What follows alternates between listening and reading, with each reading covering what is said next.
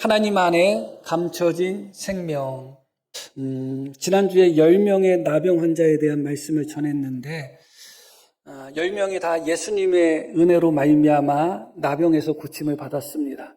나병에서 고침을 받았다는 것은 정말 엄청난 절망 속에서 건짐을 받은 것입니다. 그런데도 놀랍게도 그 10명 중에 9명은 예수님께 돌아오지 않았습니다. 그들이 가는 그 길을 갔습니다. 마음속으로 나는 예수님께 고마운 마음을 가졌겠죠. 그럼에도 불구하고 중요한 것은 그들의 발걸음을 돌이켜서 예수님께로 돌아왔는가, 그게 중요합니다. 예수님께로 돌아오지 않았습니다. 자신들이 가고자 했던 그 길을 그대로 갑니다. 현대의 많은 그리스도인도 그런 것 같습니다. 예수님을 믿지만 예수님보다 자기 자신이 더 중요합니다. 자기 자신이 더 소중합니다. 자기의 인생이 더 중요합니다.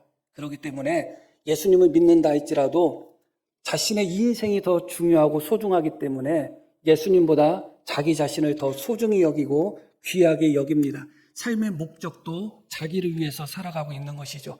마지막 때의 특징이 사람들이 자기를 사랑하는 것이 마지막 때의 특징이라고 하는데 그것이 신앙에 있어서도 그대로 드러납니다.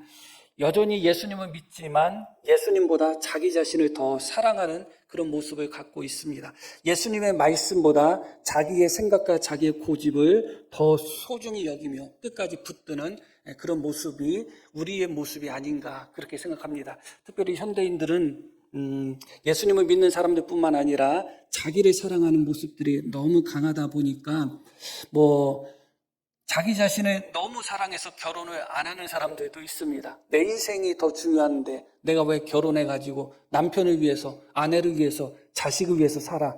그렇게 생각하는 사람도 많습니다. 결혼을 해도 왜 우리가 자식을 낳아가지고 왜 우리 인생을 희생하고 우리 인생을 왜 헌신해야 돼? 우리 자신이 더 중요한데, 내가 더 중요한데, 그런 마음으로 결혼을 해도 또 자식을 낳지 않는 경우가 있고, 예전에는 이혼할 때 그래도 양육권을 서로 가지려고 하는 경우가 대부분이었는데, 요즘은 그래도 많은 빈도로 양육권을 서로 포기하려고 하는 그런 모습들이 참 많습니다. 왜냐하면 그들이 하는 말들은 내가 더 중요하다는 겁니다. 내 인생이 더 중요하다는 것입니다. 그렇게 생각하는 우리에게 오늘 말씀은 큰 깨달음과 도전이 되는 말씀입니다. 특별히 이 말씀을 하나님께서 우리 성도님들에게 이해할 수 있는, 또 받아들일 수 있는, 깨달아질 수 있는 그런 역사를 하나님께서 우리 성도님들에게 허락하여 주시기를 소망합니다. 오늘 말씀을 보면 성도들의 현 위치, 성도들은 어떠한 위치에 서 있는가, 성도들은 어떠한 사람인가에 대해서 우리에게 보여주고 있습니다. 1절 말씀을 한번 보겠습니다. 그러므로 너희가 그리스도와 함께 다시 살리심을 받았으면, 이렇게 말씀이 시작이 됩니다. 우리는 그리스도와 함께 다시 살리심을 받았다. 그것은 무엇이 전제가 되는가 하면 그리스도와 함께 우리는 죽었다. 그게 전제가 되는 것입니다.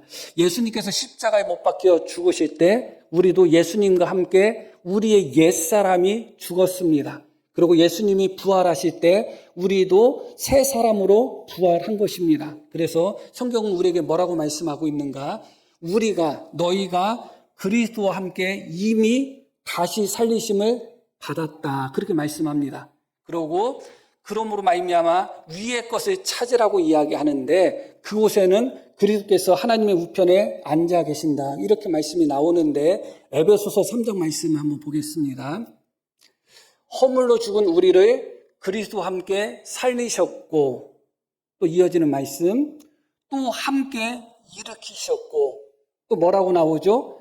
그리스도 예수 안에서 함께 하늘에 앉히셨다. 너무나 놀라운 말씀이거든요. 그러니까 장차 우리가 죽어서 하나님 나라 가서 하나님과 함께, 예수님과 함께 한다는 말씀이 아니라 그건 너무 당연하고요. 이미 우리는 예수님이 죽으실 때 예수님과 함께 죽었고, 예수님이 부활하실 때 예수님과 함께 부활했고, 또 예수님이 하나님의 우편에 앉으셨는데 너무나 놀랍게도 예수님과 함께 하나님이 우리를 앉히셨다고 합니다. 다시 에베소서 3장 6절 말씀을 볼게요. 또 함께 일으키사 그리스도 예수 안에서 함께 하늘에 앉히셨다. 그게 우리의 지금 현재 위치입니다. 그래서 바울 사도는 빌립보서 3장 20절에 뭐라고 이야기하느냐? 우리의 시민권이 이곳에 있지 않고 하나님 나라, 하늘 나라에 있다고 이야기한 겁니다.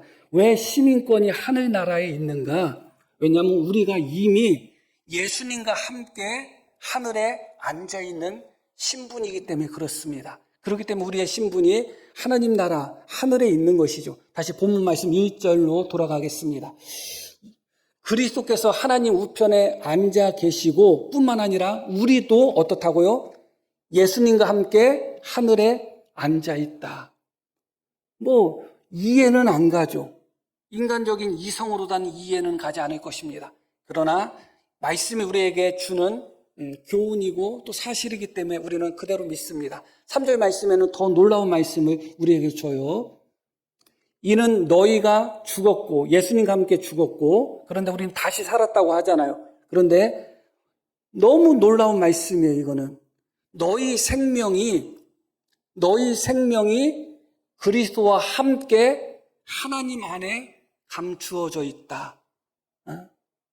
마치 토끼간이 다른 데 있는 것처럼 우리의 생명이 예수님과 함께 하나님 안에 감추어져 있다. 이것은 무엇을 이야기하느냐? 우리의 생명은 땅에 있지도 않고 우리 몸 안에 있는 것도 아니라는 말씀이에요. 왜 우리가 이 땅에 살아가면서 우리의 몸을, 우리 자신을 왜 소중히 여길까요? 우리의 생명 때문에 그래요. 건강을 왜 열심히 지키려고 하죠? 오래 살고 싶고 또 안 아프고 싶고 그런 마음. 결국은 이 모든 것들은 우리의 생명과 관련이 있습니다. 그런데 성경이 우리에게 주는 교훈이 무엇이냐? 우리의 생명은 우리 안에 있는 것이 아니라는 것입니다.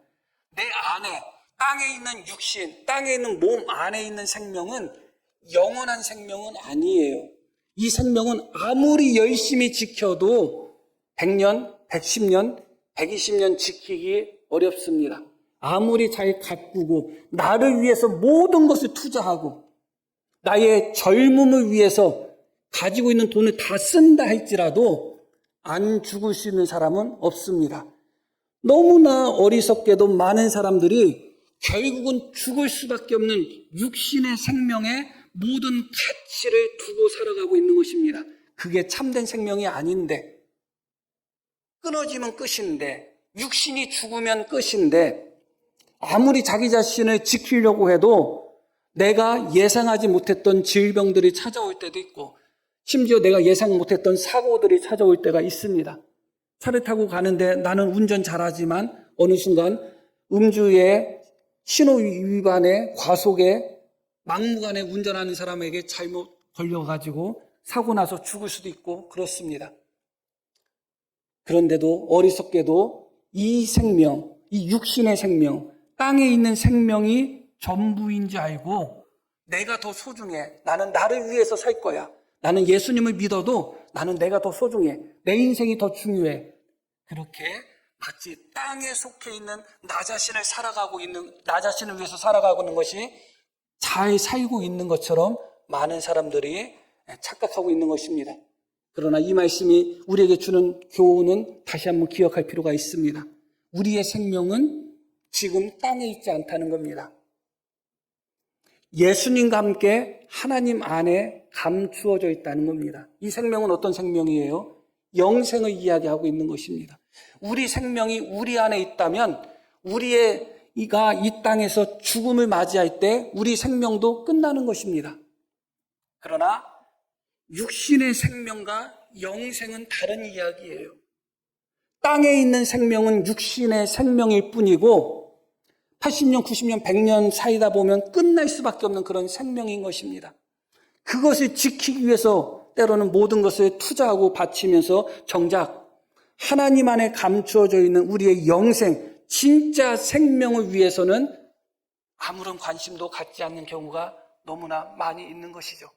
그렇기 때문에 이 말씀이 다시 한번 우리에게 경고를 하는 것이죠.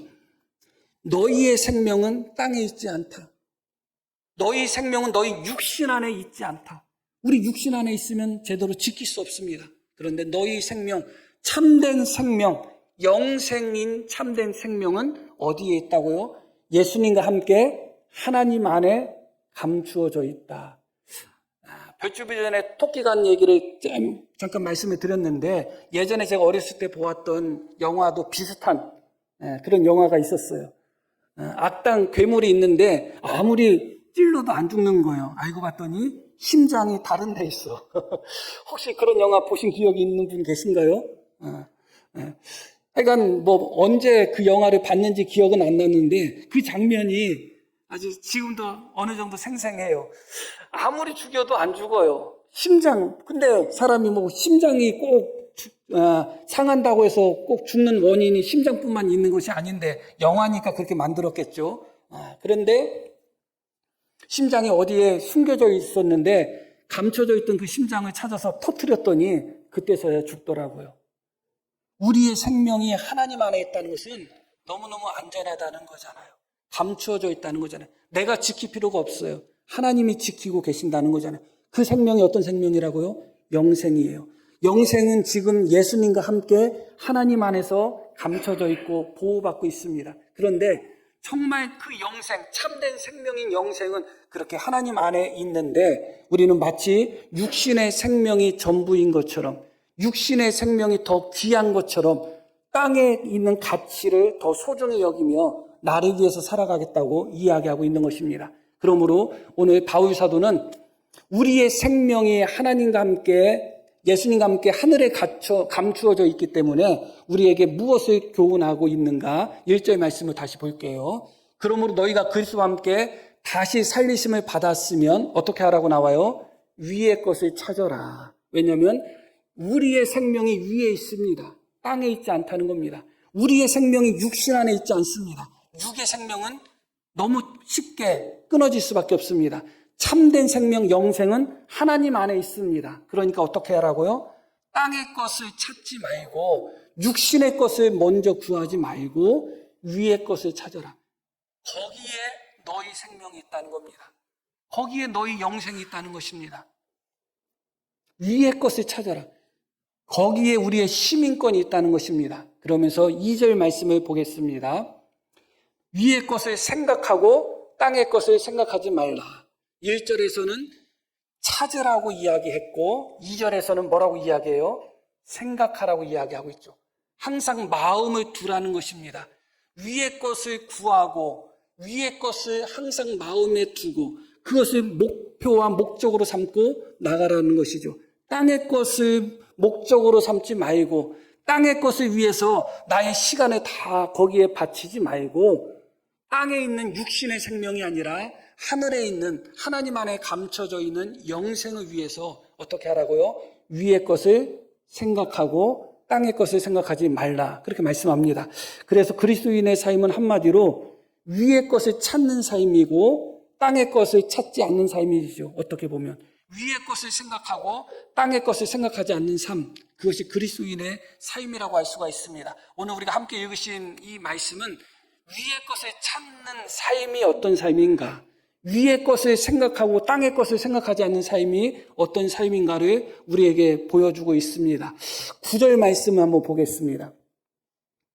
너희가 서로 거짓말을 하지 말라. 옛사람과 그 행위를 벗어버리고 위의 것을 찾고 생각하고 땅의 것을 생각하지 말라고 했는데, 땅의 것이 무엇이냐면 바로 옛사람과 그 행위, 그게 땅의 것입니다. 옛사람, 거듭나기 전에 옛사람, 예수님을 믿기 전에 옛사람, 죄악의 본성이 살아있는 바로 그 옛사람, 그것이 바로 땅의 것이다. 그리고 옛사람의 행위, 옛사람의 행위는 옛사람이 입고 있는 옷이라고 생각하면 되는 것입니다. 그러니까 어떻게 해야 되냐? 옛사람과 옛사람이 입고 있는 옷을 어떻게 해야 된다? 벗어야 된다. 그게 바로 위의 것을 생각하고 땅의 것을 생각하지 않는 삶이다. 10절 말씀을 봅니다. 그리고 새 사람을 입었으니 이는 자기를 창조하신 이의 형상을 따라 지식에까지 새롭게 하심을 입은 자니라 하면서 새 사람으로서의 삶을 살아갈 것을 우리에게 말씀하고 있는데, 그것이 바로 무엇이냐? 그게 위의 것을 생각하는 삶입니다. 다시 정리를 하면 땅의 것을 찾고 땅의 것을 생각하는 삶은 어떤 삶이냐? 옛사람을 그대로, 옛사람의 방식과 옛사람의 본성과 옛사람의 삶의 방식을 그대로 고수하는 삶이 바로 땅의 것을 찾고 땅의 것을 생각하는 삶입니다. 위의 것을 생각하는 삶은 어떤 삶인가? 새 사람으로서의 새 사람의 삶의 방식을 추구하는 삶인 것이죠.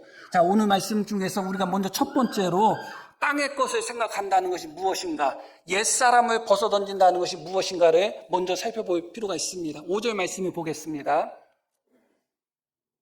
그러므로 땅에 있는 지체를 죽이라. 땅에 있는 지체가 의미하는 것이 바로 옛사람을 의미하는 거예요. 그것이 무엇이냐? 또 죽이라고 아주 강하게 이야기하고 있죠. 음란과 부정과 사욕과 악한 정욕과 탐심이니 탐심은 우상숭배다 하면서 5가지 옛사람의 본성, 옛사람의 정욕을 이야기하고 있습니다. 이것의 대표로서 이야기하는 하는 단어가 무엇이냐면 탐심이에요. 탐심. 옛사람의 본질 중에, 정욕 중에 가장 중요한 핵심이 무엇이냐? 탐심이에요. 이 옛사람, 인간의 본성, 인간의 육신을 만족하기 위해서 사람은 자꾸 더 많이 가지려고 하고, 더 많이 누리려고 하고, 더 많이 채우려고 하는 것입니다. 실제로 우리 인생의 목적이 무엇인지 모르겠지만 내가 더 많이 갖는 것과 영생은 전혀 상관없습니다. 내가 더 높은 자리에 앉는 것과 영생은 전혀 상관없어요. 물론 높은 자리에 앉지 말라는 것도 아니고 또 많이 갖지 말라는 말씀도 아닙니다. 중요한 것은 그런 모든 것 중심에 옛사람의 탐욕, 옛사람의 탐심이 그 중심에 있을 가능성이 너무 많다는 거예요. 정말 영생하고 전혀 상관없는 것, 주님 앞에 갔을 때 주님이 잘했다 그렇게 칭찬하시는 것과 전혀 상관없는 것임에도 불구하고 우리 마음속에 탐욕과 탐심, 옛사람의 지체가 여전히 살아있어가지고 더 많이 가지려고 하고 더 행복해지려고 하고, 물론 행복한 거 좋겠죠. 그러나 그게 인생의 목적 자체가 돼서 주님으로부터 멀어져서는 안 되지 않겠어요? 남들 위에 서려고 하고 더 누리려고 하고, 그런 모든 것들이 결국은 옛사람의 정욕인 탐욕, 탐심에서 나오는 경우가 많습니다.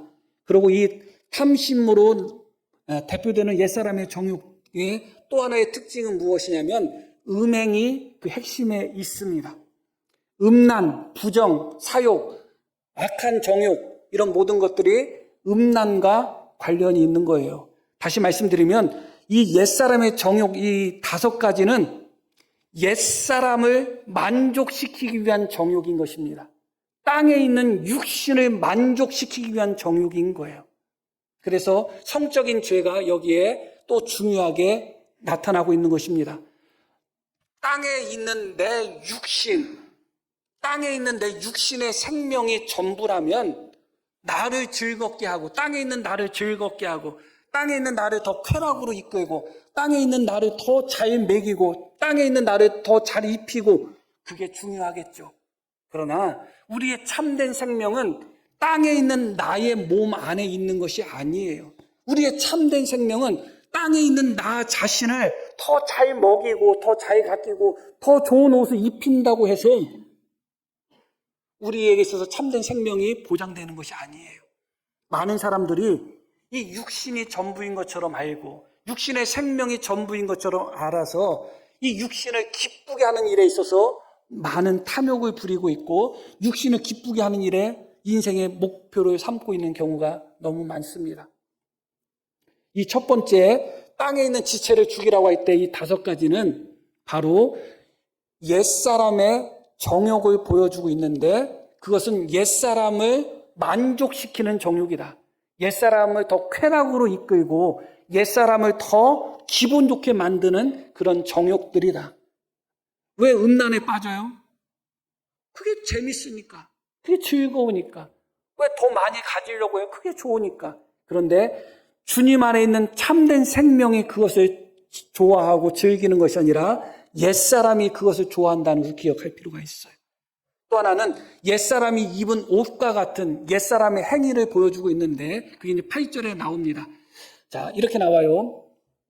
이제는 너희가 이 모든 것을 벗어버리라. 곧 분함과 노여움과 악의와 비방과 너희 입에 부끄러운 말이다 하면서 여기도 5가지가 나와요. 이것은 옛사람의 무엇과 같은 것이라고요? 옛사람의 의복과 같은 거예요. 옛사람의 본성에서 나오는 행위를 보여주고 있는 거예요. 그런데 이것을 대표적으로 어떤 단어로 표현할 수 있느냐? 분노라는 단어로 표현할 수 있는 것입니다.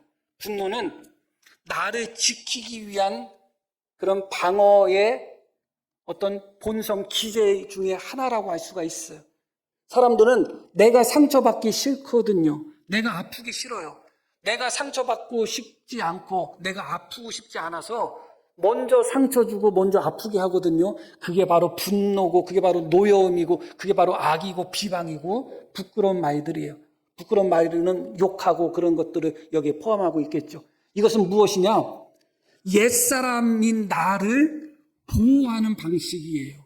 그러니까 사람들은 여전히 옛사람이 중요한지 알고 있고 또 우리 몸의 육신이 더 중요하다고 생각하면서 내 몸의 육신이나 옛사람의 본성을 만족시키기 위하여 쾌락에 빠지고 탐욕에 빠지고 또 옛사람의 본성과 내 자신이 땅에 있는 내 자신이 상처받지 않고 땅에 있는 내 자신이 다른 사람에게 아픔 당하지 않기 위해서 먼저 분노하고 먼저 화를 내고 먼저 공격하는 그런 성향을 보이고 있는 것입니다. 이것이 결국은 옛사람을 추구하는 삶인 것이고 땅의 것을 추구하고 땅의 것을 생각하는 삶인 것입니다. 예수님을 믿었다 하면서 여전히 주님 안에서 새 사람이 되었다고 하면서 여전히 삶의 방식은 옛사람의 삶의 방식을 갖고 사는 사람들이 있습니다. 땅의 것이 전부인 것처럼 땅에 있는 나 자신이 전부인 것처럼 땅에 있는 나 자신을 만족시키기 위하여 땅에 있는 나 자신을 성공시키기 위해서 땅에 있는 나 자신이 상처받지 않기 위해서 우리는 온갖 탐욕 속에서 살아가며 온갖 분노 속에서 살아가고 있는 것입니다. 누가 나에게 분노하기 전에 내가 먼저 분노해버리는 것입니다. 누군가가 나에게 상처 주기 전에 내가 먼저 상처를 확 줘버리는 것입니다. 나는 소중하니까. 나는 소중하니까. 그렇게 지키려고 하고 있고 그렇게 만족시키려고 하는 것이 결국은 참된 생명이 아니다. 참된 생명이 아니다. 그것이 참된 생명이라면 그렇게 만족시켜야 되고 그렇게 지켜야 되겠죠. 그러나 사실은 그것은 옛사람의 못된 지체이고 옛사람의 삶의 방식인 것이고 땅에 있는 지체이지 하늘에 있는 지체는 아닌 것입니다. 그러면 우리는 어떻게 해야 되는가? 다시 10절 말씀으로 돌아갑니다. 우리는 새 사람을 입었다 그렇게 이야기합니다. 예수님이 살아나실 때 우리도 함께 살아남으로 우리는 새 사람을 입었어요. 그런데 이 새 사람의 특징이 어떤 특징이 있느냐? 이는 자기를 창조하신 이의 형상을 따라 지식에까지 새롭게 하심을 입은 자니라. 여기 보면 지식에까지 새롭게 하심을 입었다. 우리 성경에는 입었다는 말까지 이렇게 포함해서 번역이 되었지만 사실은 원문에는 입었다는 의미는 없습니다.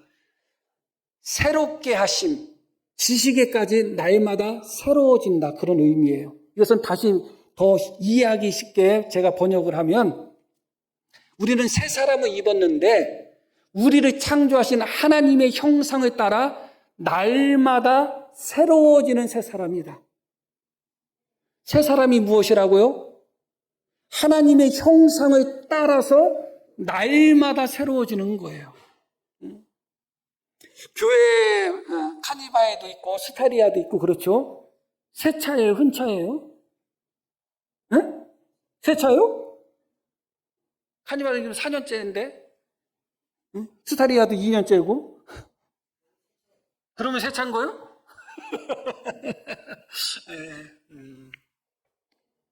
새 것은 언제나 헌 것이 되죠. 당연히 새 것은 헌 것이 됩니다. 그러면 새 것이 계속해서 새 것이 되려면 어떻게 해야 될까요? 계속 새로워져야 되는 거예요.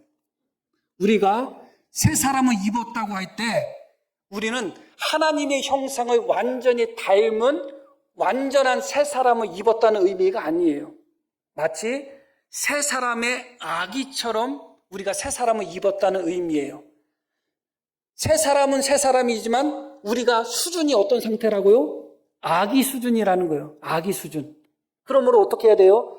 날마다 하나님의 형상을 따라서 어떻게 해야 돼요? 자라가야 되는 거예요.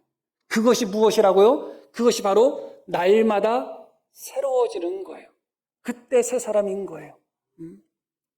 그렇다는 이야기는 예수님을 10년 믿은 사람이 예수님 1년 믿은 사람보다 하나님을 더 닮아 있어야 된다는 이야기예요.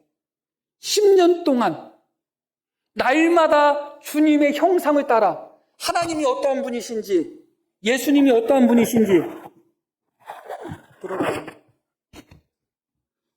그 주님의 형상을 따라서 날마다 또 새로워지고 또 새로워지며 그 주님의 형상을 따라서 날마다 그 주님을 또 본받고 또 본받음으로 날마다 그렇게 주님의 형상을 따라서 자라나갔다면 10년 믿은 사람이 1년 믿은 사람보다 더 하나님을 닮아야 되지 않겠어요?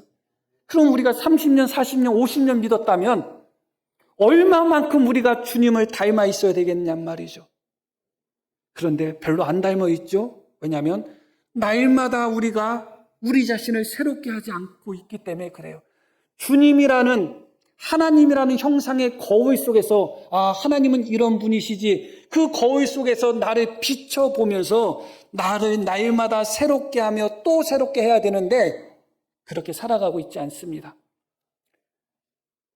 땅의 것을 생각하지 말고 위의 것을 생각하라는 그 말씀의 가르침은 새 사람으로서 살아가라는 말씀이에요. 새 사람으로서 살아가라는 말씀은 한 번 거듭남으로 우리는 새 사람이 됐으니까 끝이다가 아니라 날마다 또 새로워지고 날마다 또 새로워져야 된다는 의미예요. 그것이 바로 땅의 것을 생각하지 않고 하늘의 것을 생각하는 자의 삶인 것입니다. 하나님은 지금 우리에게 그걸 말씀하고 계시는 거예요. 지금 이 순간에 이 말씀이 우리 속에 깨달음이 될지 안 될지는 모르겠습니다. 모두에도 말씀드렸듯이 쉬운 말씀은 아니에요. 우리의 생명이 예수님과 함께 하늘나라에서 하나님 안에 있다? 이게 뭔 소리인지 이해가 가요? 이해는 안 가죠. 받아들이기는 어려운 거예요. 그렇기 때문에 10절에서 이렇게 말씀이 나옵니다. 지식에까지, 온전한 지식에까지도 어떻게 된다? 새로워져야 된다. 이건 다르게 이야기하면 온전한 지식에 도달해야 된다. 그것입니다. 오늘 이 말씀을 통해서 우리의 생명이 예수님과 함께 하나님 안에 있었다는 것을 알고 계신 분 계시나요? 성경 여러 번 읽었잖아요. 그래도 생각을 못했던 분도 많을 거예요. 우리가 불렀던 찬송 나 이제 주님의 새 생명 얻은 몸, 그 찬송의 2절도 주 안에 감추인 새 생명 얻으니 나오죠. 뭔 소리인지 모르고 우리는 그냥 부른 거예요. 그런데 놀랍지 않아요? 내 생명이 내 안에 있지 않고 하나님 안에 있다는 것이 너무 놀랍지 않아요? 그렇기 때문에 사실은 정말 나를 위해서 사는 것이 무엇이냐 하면 하늘에 있는 참된 내 생명을 위해서 살아가는 것이 진짜 나를 위해서 사는 거예요. 이 땅에 있는 육신의 지체, 땅에 있는 육신의 생명을 위해서 사는 것이 진짜 나를 위해서 사는 것이 아니라 진짜 내 생명, 진짜 영생, 진짜 참된 생명인 내 생명을 위해서 사는 것, 그게 정말 나를 위해서 살아가는 것이죠. 그 생명은 어디에 있다고요?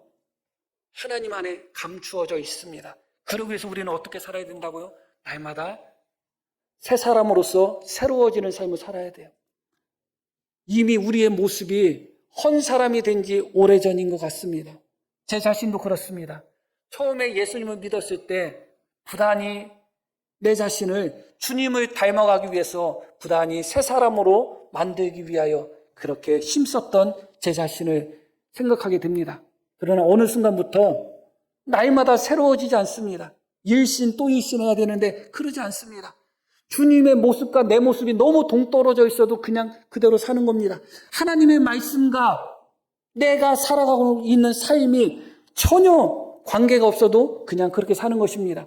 여전히 하늘에 속한 삶을 살지 않고 땅에 속한 삶을 살면서도 그냥 내 자신을 새롭게 하려고 하지 않습니다. 다시 또 새로워져서 다시 또 주님을 닮고 다시 또 새로워져서 다시 또 주님을 닮아가며 그렇게 지식에까지도 주님이 원하시는 참된 지식, 하나님이 어떠한 분이신지를 온전히 깨달으시는 참된 지식으로 자라나가지를 못하고 있는 것이죠. 그런 모습 속에서 10년, 20년 생활을 하다 보니까 더 이상 변화되지 않습니다.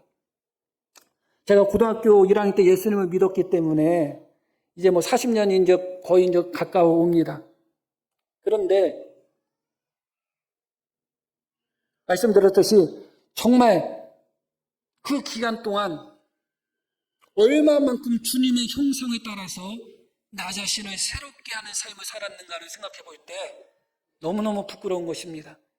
날마다 내 자신을 주님의 형상에 따라서 새롭게 하는 모습으로 살았다면 지금의 모습은 아니었을 것 같습니다. 우리 자신도 다시 한번 기억할 필요가 있습니다. 정말 우리는 하늘의 것을 구해야 되는 것이고 하늘의 것을 구한다는 것은 결국은 우리가 새 사람으로서 날마다 그렇게 주님의 형상을 따라서 새로워져 가는 것입니다. 어제의 신앙보다 오늘의 신앙이 더 좋으시기를 바랍니다. 10년 전의 신앙보다 지금의 신앙이 더 좋아야 되지 않겠어요? 10년 전보다 지금의 신앙이 더 좋고 지금의 현재 모습보다 10년 후에 우리 성도님들의 모습이 하나님을 더 닮아 있기를 바랍니다. 그것이 날마다 새로워지는 모습이죠. 그런 성도들의 모습을 12절부터 이렇게 보여주고 있습니다. 새 사람의 덕목을 보여주고 있는 거예요. 앞에서는 옛사람의 악덕을 이야기했는데 12절부터는 새 사람의 덕목을 보여주는데 이렇게 말씀이 나옵니다.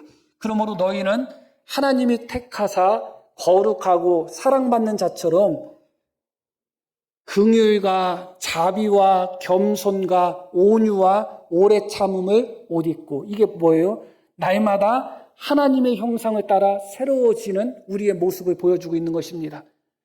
이 덕목을 생각하면서 우리가 얼마만큼 새로워졌는지를 다시 한번 생각해 보시기를 바랍니다. 덕목 하나하나 설명은 안 드릴 거예요. 긍휼과, 이 성격을 보셔야 돼요.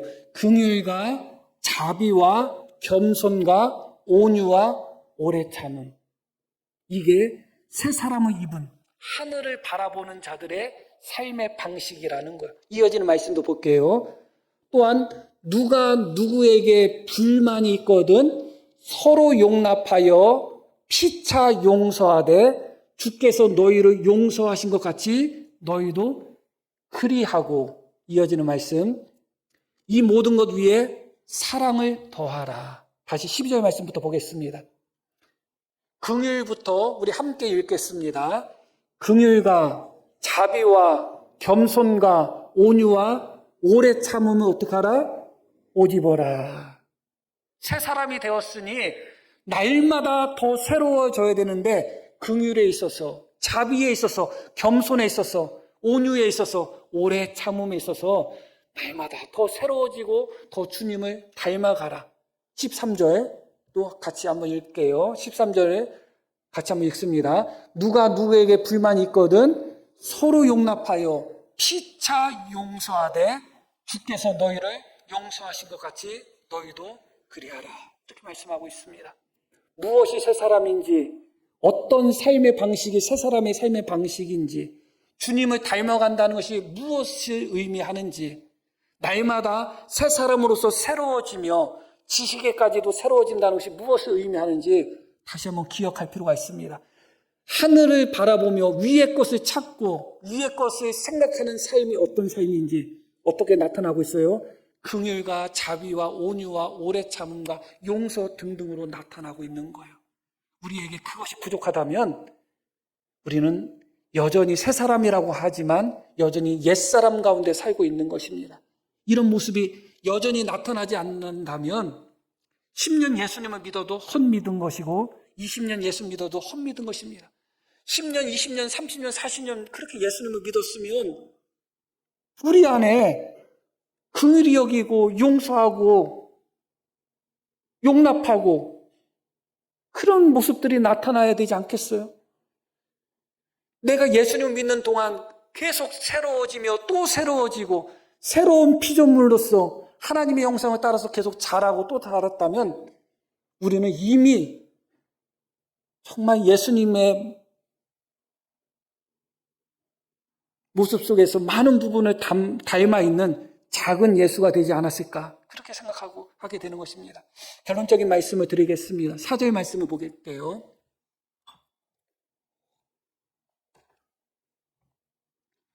여기선 더 놀라운 말씀이 주어져요. 우리의 생명이 예수님과 함께 하나님 안에 감춰져 있다고 하잖아요. 그런데 더 놀라운 말씀이 뭐냐? 우리 생명이신 그리스도께서 나타나실 때, 그러니까 예수님이 우리의 생명이라는 거예요. 예수님이. 그 이야기는 무슨 얘기냐? 실제로는 있을 수 없는 일이지만 내가 죽으면 죽는 게 아니라 내가 죽어도 육신만 죽는 거예요. 왜냐하면 우리의 생명은 누구기 때문에? 예수님이기 때문에 그래요. 그럼 예수님이 죽으시면 실제로는 죽을 수 없죠? 지금은? 그러면 어떻게 되는 거예요? 우리도 죽는 거예요. 그러니까 이걸 정말 깊이 생각하셔야 돼요. 예수님 자체가 우리의 생명이다. 예수님 안에서 우리의 생명이 감춰진 것뿐만 아니라 예수님이 진짜 우리의 생명이다. 그 이야기는 무슨 얘기냐? 나를 위해서 살아가는 삶이 따로 있고 하나님을 위해서 사는 삶이 따로 있는 것이 아니라는 거예요. 주님을 위해서 위의 것을 찾고 예수님을 위해서 살아가는 삶이 곧 누구를 위해서 사는 삶이다? 그게 진짜 나를 위해서 사는 삶이다. 왜냐하면 예수님이 참된 우리의 생명이기 때문에 그래요. 진짜 내가 영생을 사모하고 참된 생명을 사모한다면 나 자신을 위해서 살아가는 것이 아니라 진짜 나의 생명이신 예수님을 위해서 살아가야 되는 것입니다. 육신의 생명은 진짜 생명이 아니라니까요. 육신의 생명은 진짜 생명 아니에요. 진짜 생명은 예수님 안에 감추어져 있고 예수님께서 진짜 생명인 것입니다. 한 말씀만 더 드리고 마치겠습니다. 예수님이 십자가에 못 박히실 때 우리 위해서 못 박히신 거잖아요. 그런데 모두에도 말씀드렸듯이 함께 우리는 예수님과 함께 십자가에 못 박혀 죽은 겁니다. 그리고 함께 우리는 어떻게 된 거예요? 부활한 겁니다. 그리고 하늘에 주님이 하나님 우편에 앉을 때 우리는 함께 앉은 겁니다. 그리고 예수님과 함께 우리의 생명은 하나님 안에 있는 것입니다. 그리고 다시 4절 말씀 볼게요. 우리 생명이신 그리스도께서 나타나실 때 뭐라고 나와요? 함께 읽습니다. 그때에 너희도 그와 함께 영광 중에 나타나리라. 하나부터 열까지 감사하지 않은 것이 없고 감격되지 않은 것이 없습니다. 마지막 주님이 나타나실 때 주님이 우리의 생명인데 주님이 영광 중에 나타나실 때 우리도 예수님과 함께 그 영광 중에 같이 나타날 거라는 겁니다. 하나님은 하나부터 열까지, 예수님은 하나부터 열까지, 영광까지도 우리와 함께 하셨습니다. 그런데 우리가 여전히 땅에 속한 삶을 살고 있고 나 자신을 위한 삶을 살고 있다면 나를 위해서 십자가에 못 박혀 돌아가시고 나와 함께 부활하시고 나를 하늘에 앉히시고 나와 함께 영광 중에 나타나실 주님 앞에 너무나 부끄러운 거잖아요. 주님은 우리와 함께 영광 중에 나타나기를 원하십니다. 그렇기 때문에 우리도 주님과 함께 온전히 하늘을 바라보며 위의 것을 찾으며 나아갈 수 있는 우리 모두가 되기를 소망합니다. 자, 우리 들으신 말씀 기억하며 우리 함께 기도하시겠습니다.